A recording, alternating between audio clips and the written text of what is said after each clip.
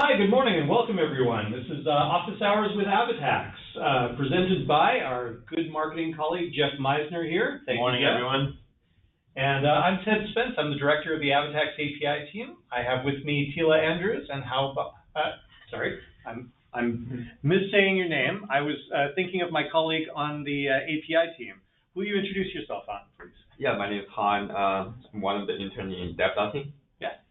Anyways, good to have you all here with us today. I just wanted to mention Jeff Meisner has recently achieved a milestone. He's getting some of his works published. He's just shared with me a book copy of some of his writing. So super exciting stuff. Congrats, Jeff. Thank you. Unfortunately, myself, I spent my youth sending in sci-fi stories. And I went throughout a wide variety of rejection letters through every publication out there. I finally did manage to become a published author when you helped me produce the Ava Tax Developer Guide. That's right, yeah. The first book I've had that I've written. Probably way more useful than anything I've scribed. So. Well, useful isn't quite the word. This horror book that you've given me is certainly pretty interesting. Yep. But anyways, today we actually wanted to talk about writing and specifically the Ava Tax Developer Guide. We've all been around with Avalara for a long time. Tax is not something that you're born knowing. You don't learn this stuff, do you?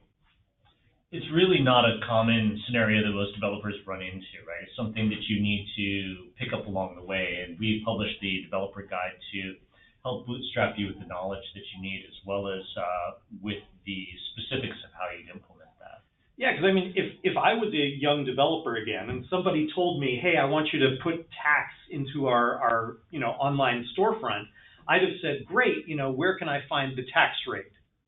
And tax rates, it seems like it, because you go to a cash register and they charge you 9.375%, right? So you figure you just have to look up the percentage, don't you? In most cases, and also, in some areas of the United States, tax is not as complicated as others, so it may not even be something that you need to consider if you need to go and answer that. Tax table may be all right for the simplest use cases. Yeah, and we built this really awesome web page here, which I'm just going to go ahead and share. This is something that our marketing team built a long time ago, just to show you how complex the situation can get, because you start exploring this. And you go, wow, look at this. There's so many different jurisdictions. But wait a minute. Then there's Mississippi. And Mississippi is just all one big rate. Well, that's kind of crazy, isn't it? There's just a total unpredictable level of sales tax complexity. You don't know how difficult it's going to be until you jump into it, right? Why is it only one rate in Mississippi? It's just the way they wrote their laws. So there was this interesting concept, and I won't do this nearly as well as some of the longer-term Avalara employees, but what they told me is that there's this concept of home rule in America, and the concept was introduced hundreds of years ago, and essentially it means that every jurisdiction can write its own tax laws, and in some places they went further than that, and every jurisdiction can actually produce their own tax forms and their own filing requirements. Well, a lot of states, made it kind of like a sensible thing. You've just got one tax form for your entire state. So even though California, let me just drag the map over here. Even though California has a bunch of different jurisdictions, you just file one tax form with the state of California every quarter. It's not as terrible as you think, even though there are a lot of details and interesting boundaries. But then there are states that literally every jurisdiction within the state can create their own tax laws, their own rules, and their own forms. So in Colorado, you have to sign up for every jurisdiction individually.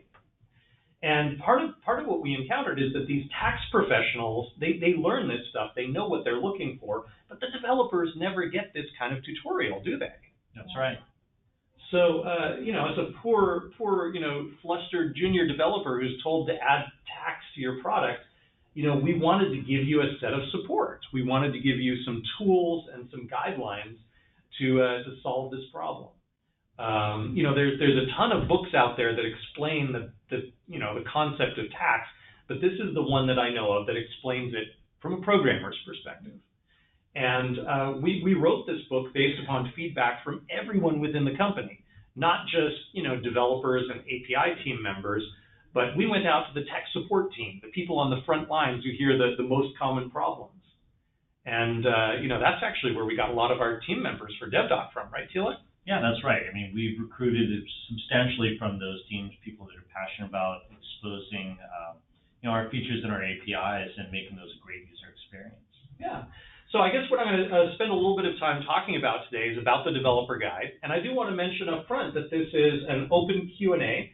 So if you guys have any questions, please pose something in the chat. Jeff Meisner, our moderator here, will catch my attention and point me to something that, any questions that you guys want to ask, and I'll do my best to answer them. So the origin of this developer guide was that I started in Avalara filing tax returns. And I worked with a variety of different teams, and we built a tax filing system that I think is unparalleled in the world today. I think it's the best thing that anyone has out there. And that's not just my pride of being the guy who created it, but you know, there were some incredible people working with me. You know, I owe a huge debt to people who taught me all of these things, including Lloyd, who taught me the basics of tax, but also you know, Wes Hitchcock, John Wadlow, you know, Scott Meaden, Vernon Brown, these guys who knew tax forms, they explained it to me. So I knew in advance that there was a ton of knowledge waiting to be tapped. And I just started asking everyone, what do you need to learn? And, you know, everyone just came to me with different problems and different ideas. I mean, like, you know, you've been around for a long time. What's the you know, most challenging problem you've had, or the most frequent problem you've heard on customer calls? Well, that's a good question. I mean, there's such a variety, but the one that comes up most frequently is, you know, how do you handle your specific workflows in the system, yeah. right? So designing tax calculation to work with your workflows, and the most challenging scenarios come up when it's you've got multiple systems that need to raise tax or calculate tax together, right?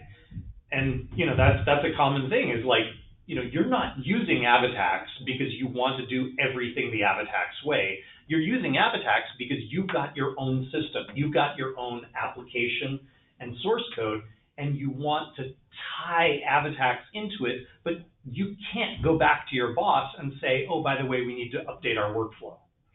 Yeah, that's right. I mean, the way I like to think of AvaTax and our solution is we're automating your tax policy.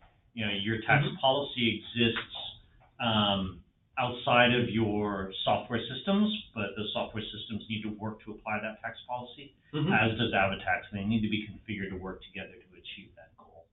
Yeah, so part of, you'll see, we'll cover that in a little bit in Chapter 3, where we have some information about customization. We spend a bit of time looking at that and saying, you know, how do we take all of these things and turn them into a coherent guide? So we started off and said, you know, everyone needs to understand some basics of AvaTax when they get started. And we put some information out there about, you know, what is a tax profile, what is Sandbox, how do you get a software development kit? Han, I just noticed we need to update this Python link here. Okay. But, you know, there's a whole bunch of information, and we want to eventually tie this together and give you enough context of AvaTax so that you can then get to, all right, I understand AvaTax now I want to put it into my accounting system. That's right. So, you know, we start off here with the basics of authentication, and we cover, like, these are all of the problems that I used to be faced with. About a year and a half ago, when the AvaTax REST API was still new, the number one question I would get is, hey, look, my username and password doesn't work. And part of what we discovered is, you know, people, maybe they had seen this before, but it just wasn't obvious to them. So we had to put out there, hey, look, this is how you construct a basic authentication system. This is how you send it. This is how you use license keys. these things just turn into, a nice process of making your first API call. And of course, we built the SDKs to make that even easier, because the SDK doesn't even require you to learn anything. You just give it your account ID and license key. Yeah, that's right. I mean, it's a nice way to bootstrap your implementation if a connector isn't a viable choice for you. Indeed. And equally well, we wanted to have a page here that just said, these are all of the error messages, like this is what you need to know in order to be able to handle error messages. If you look at this, we actually wrote, and I think our webinar last week was on this topic. Yep. See how much I forget in a long Most common error codes, yeah. They were making elderflower liqueur at the Memorial Day barbecue, so I think that's why I've forgotten everything. What did you guys do for the long weekend? Lots of yard work and home projects, so productive and relaxing weekend. I saw the Han Solo movie. Yeah? I enjoyed it very much. Good, Yeah. good. Recommended? I would recommend it. All right, we'll probably go. Well, I mean, so far, I can't say that Jeff has steered me wrong, since both he and I did not quite enjoy The Last Jedi, so. I think it's safe to say that I hated The Last Jedi. I'm attempting to be diplomatic here, because I'm sure we'll have some customers on the call who happen to like it, but. Well, we like controversial topics. Controversial topics? Oh, boy. Yeah, I'm more in line with what Mark Hamill's original interview was. This is not his Luke Skywalker. It's somebody else's Luke Skywalker, and he just had to act it. So, anyways, a week ago we did this REST error code webinar, and we talked about how we've gone through and we've tried to define each of these error codes, and we've tried to give you very specific explanations of why each error code exists and how you can address it. So all of these things here are available for you. We want the troubleshooting to be as easy as possible. But then in the developer guide, once we've gone through the basics, we say, all right, you're going to go ahead and configure your account. Frankly, I'm interested in your thoughts too. I think configuring your account is best done on the AvaTax website. That's the best user experience. I mean, we have teams of engineers that have been, tasked with creating a good user experience around that, understanding the, dependencies and kind of accomplishing that through the API is viable, but not easy. So yes, absolutely, the AvaTax website is the best place to do that. So let me just go ahead and log in right now and show you about this. We have API calls for everything under the hood. We are a really big believer in whatever tools we use, whatever functionality we use, it's going to be available to you through the API. Well, we have a great use case for that. If you're a partner who, a very large company that wants to essentially have a tax configuration experience within your product, we have the APIs available so that you could build the functionality you need from the AvaTax website in your application. That's the principles that we've been building on. So this user experience right here is basically what I recommend, because it kind of walks you through wizard style. Here are the things you need. This is what you need to know in order to get the company set up. But just in case you are interested, there are API calls for everything. So if you decided that you wanted to automate this in some fashion, be my guest. It's just, it takes a little bit of time and effort to figure it out. So let's jump straight in. The big thing that everyone wants when they want to get started with AvaTax is, hey, look, I want to get tax. I want to calculate tax for my transactions. And a lot of people just come to me and they say, why can't you just give me the rate? They go back to that sales tax calculator and they just say, I don't care, just give me that rate. Well, the answer is that tax is more than just rates. Tax is calculated on a transaction by transaction basis. Rates are part of it, but rates are not all of it. So your tax is going to be affected by the company, your company's profile, where your company is signed up to collect tax, who the customer is you're selling to. These are things that you don't think about when you're a junior developer jumping onto an e-commerce website. You need to know that some customers are exempt. And they may not always be exempt for reasons of resale. There's a really interesting thing called a direct pay certificate. You guys know about? This is news to me. Okay, so a direct pay certificate. It's a pretty fascinating topic. Oh, okay, Jeff, I'll get to you in a sec. I hear Sure. there's a question on the line. But the direct pay certificate, what it is, it's basically a company that is large enough often gets audited for consumer use tax. And so that company may say, you know what, I'm just going to file all of my own tax and I'm going to get a direct pay certificate. I won't pay sales tax for anything that I purchase. And I'm going to then handle the tax calculation myself. It's not very common, but it does happen. And it happens for those really big enterprise sales. So, sorry, what was that you're going to? Yeah, so we have a question. I have a customer that uses location-based reporting. Can I just send location codes instead of addresses to AvaTax? Oh boy, jumping straight into the difficult stuff. Okay. Yeah, so location-based reporting, that's another one of those enterprise things. Just like direct pay certificates, location-based reporting, you often don't encounter it until you're dealing with larger companies that have lots of locations. So what is location-based reporting? Let me just go back here to my AvaTax website. If I go into this location editor, I can define a variety of different locations.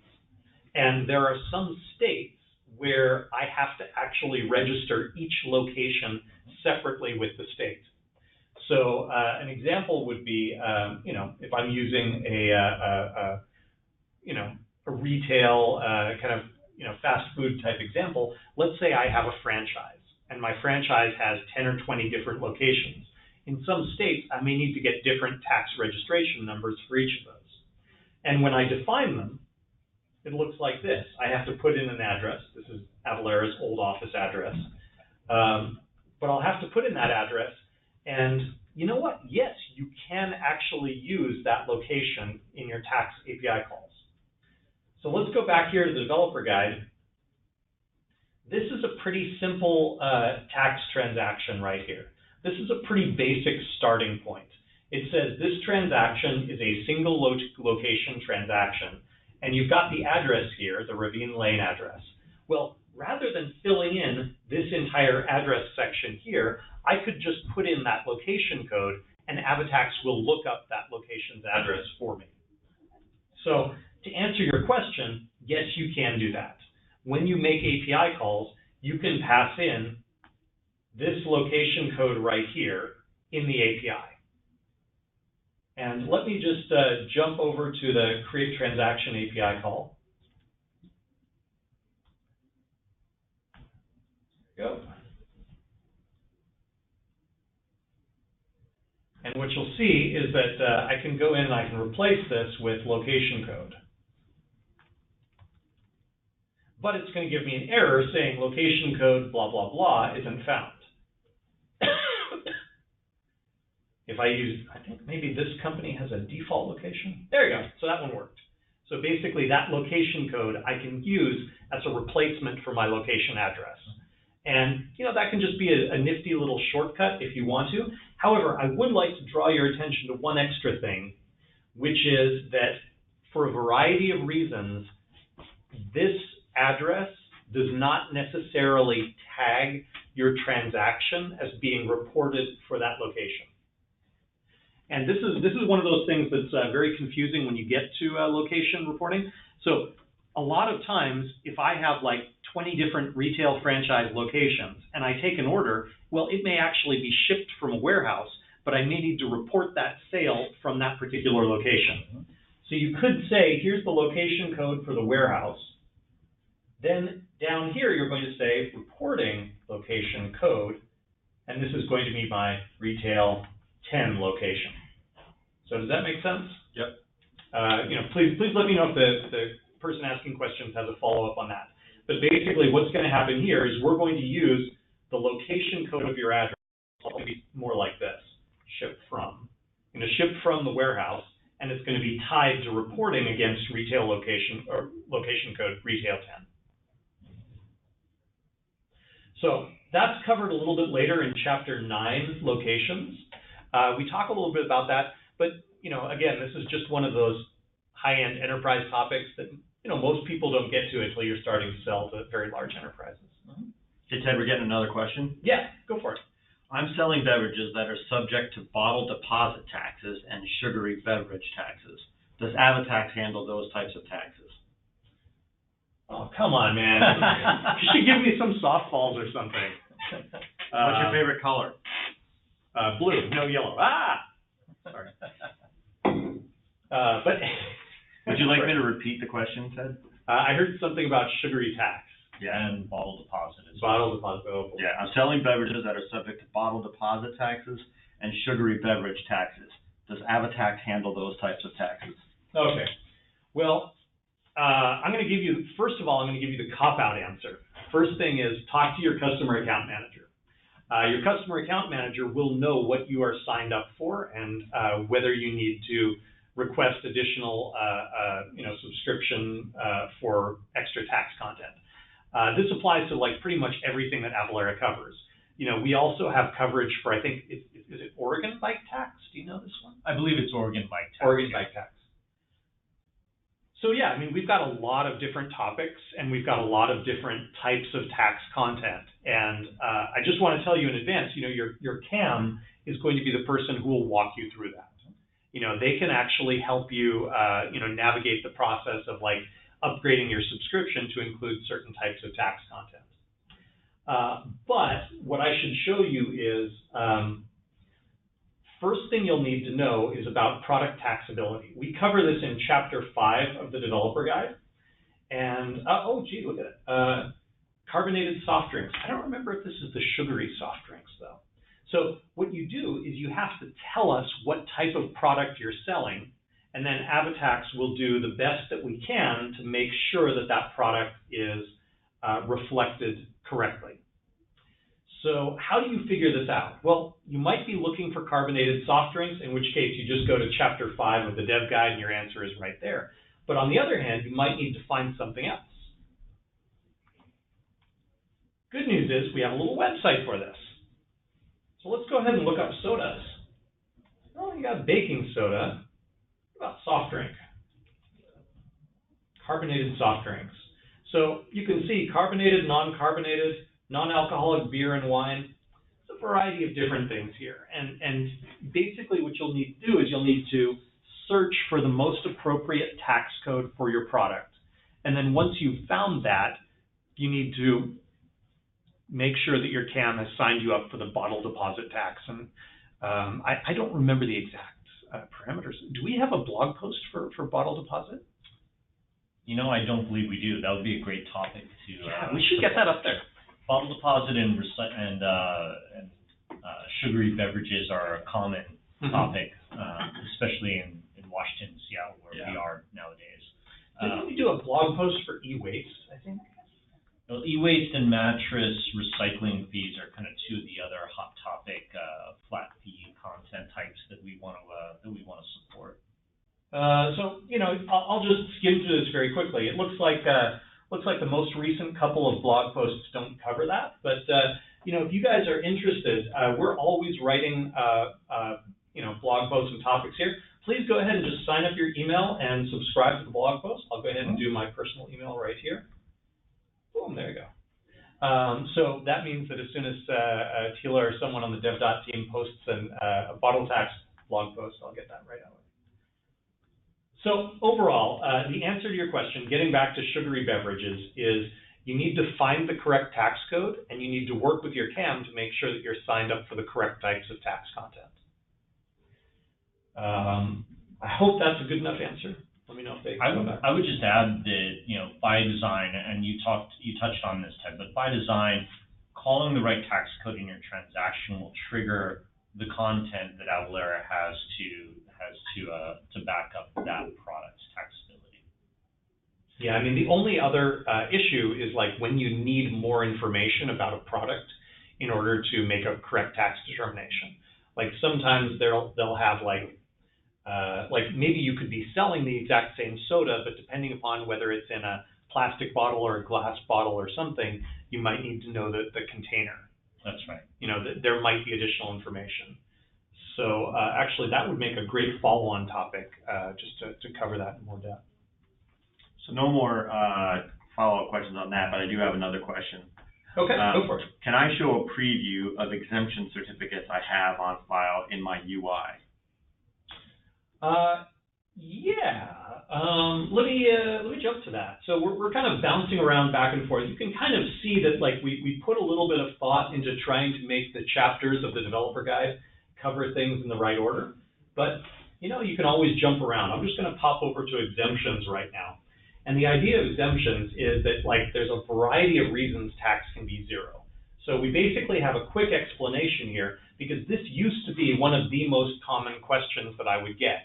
People would sign up for AvaTax and the tax would be zero, and I'd have to explain to them, if you haven't set up your nexus, then your tax is always going to be zero. But on the other hand, if you actually have exemption certificates, we can actually store a certificate for your customer. We can store an image, a copy of the certificate for your customer, and then we can actually help you with reminders so that you can get a refresh of the certificate when it expires. And those are all great features of Avalara's Cert Capture product, which you know is available to everyone. There's a variety of different service levels. So again, just talk to your CAM and let's see what we can get set up for you. Roughly, we have some certificates-based APIs, and the one that you're technically looking for is called Download Certificate Image. However, the first thing that you want to do is figure out if a customer has a certificate. So if somebody visits your e-commerce website and they've never logged in before, I'm pretty certain they don't have a certificate. So if they're not a logged in customer, what you should do is say, hey, we don't have an exemption certificate for you on file. Click here if you'd like to upload one. And the best way that we do this is with a really nifty thing called Cert Express invites. What you do is, as soon as somebody clicks on that, you send them a Cert Express invitation, and it looks like this. Hey, Cert Express, I'm going to sign up and I'm going to upload my exemption certificate. You go in, you fill in your information, you upload your exemption certificate, and then it's automatically stored and tied to you. So the purpose of this is that we want this API call to allow you to capture data from a customer without you having to do all the user interface work. Once that's done, once you've actually created an invitation and the customer has uploaded their certificate, there is a second API call. I believe it's under the customer's endpoint. List valid certificates. So what you do is you say, for my company, for this customer, for this country and region, do I have a valid certificate? And so if you say, like, I'm going to call this for US Washington, hey, do I have a resale certificate on file for Washington? Boom, there you go, you've got some answers. So this will give you back the information about that exemption certificate. Once you get that back, you can then call Download Certificate Image. So that's the process. Like, first thing you want to do is, if they're not signed up, get them a Cert Express invite. Once they've signed up, you want to call List Valid Certificates for Customer. And then once you've got a certificate, then you want to call Download Certificate Image. And that will actually give you the ability to display that exemption certificate in your user interface. So Ted, we've only got a couple of minutes left. Can you maybe summarize what the top 2 or 3 or 4 use case scenarios for the dev guide are for the audience? Okay, yeah, that's a good one. So what I'd say is by far the most common use case is, hey, look, I'm building an e-commerce site and I need to integrate tax into it. So although sometimes we do have people integrating tax into their connectors, that's usually a much bigger project, and Avalara usually works directly with the company that built the accounting system and a partner that's developing the integration. So like the most common thing is, like, I talk to people all the time who are building their own e-commerce process or store workflow, and they just want to tie tax in. They've got a very custom system, and they just want tax to work the way that matches their system's expectations. So what I would suggest you do as that type of a user is just skim this. Just click through and skim all of the little headings and say, you can absorb it at your own time frame. Just skim it and get familiar with it, and then you'll know where to go back. Now, we also have an awful lot of reference material. So if you go to the API reference here, oh boy, look at this. We've got tons of APIs and tons of bits of documentation, all of these great features out here. But if you skim the developer guide, it will give you a bit of context around why they exist. That's probably the best answer I could give, Jeff. Great. So, Solo? I recommend it. It was a really fun movie, you know. I didn't go into it with high expectations, but I've always enjoyed the character of Han Solo, and I thought the guy who played him did a really good job, and it was just a fun movie. I didn't go into it with the expectations I had with The Last Jedi. Have you seen the comic strip floating around the internet about the Rancor Keeper? No. There's an absolutely brilliant comic strip, and somebody was like, they should make this into the next movie. And it just looks totally adorable. It's like the Rancor Keeper growing the Rancor from like a little itty-bitty creature into this gigantic thing. And, All right, great. Anyways. All right, thank you, everyone. We really appreciate you hanging out and listening to us gab about Star Wars. Oh, yeah, and AvaTax, too. All right, we'll talk to you all later, and hope to see you next week. Thanks, everyone.